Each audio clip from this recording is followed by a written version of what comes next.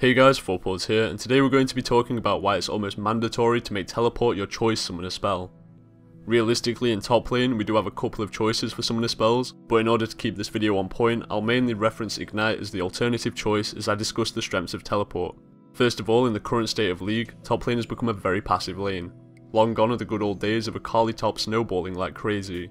Whilst the current meta picks are tanky bruisers who don't really snowball, in example Trundle and Renekton, Ignite is simply not as rewarding as teleport. Global map pressure is much more valuable than picking up a slight experience lead and gold advantage on the enemy laner. Teleport also grants you so much momentum in the top lane. During the early to mid game you're practically never punished for teleporting back to lane thanks to the 200-second cooldown. This means that you'll essentially be either in lane, respawning, or shopping. Let's say you manage to kill the enemy laner, you can base, buy some items and be back before the next minion wave arrives. Equally, if you get killed by a gank, as soon as you respawn you can be back to lane in a jiffy. Furthermore, if your opponent is running teleport and you have chose Ignite, you have given him control over the minions.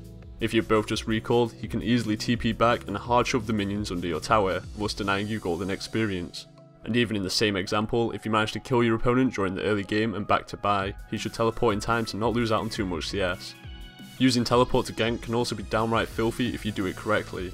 If you're playing a champion who has great lockdown, you can snowball a friendly carry early on. Have your support ward deep into the enemy brush. If the enemy bot lane decides to overextend, you can use this ward to get a pretty much guaranteed kill.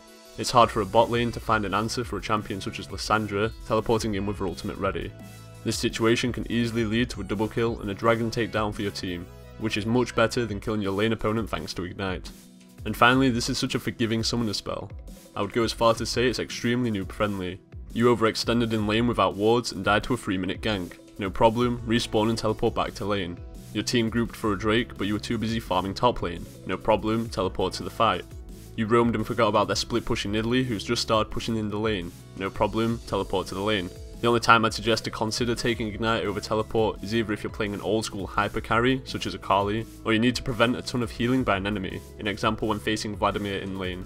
So that's all for this video. I hope you guys found it useful, and if you did, feel free to leave a cheeky like down below. Good luck with your teleports, and until next time, take care guys.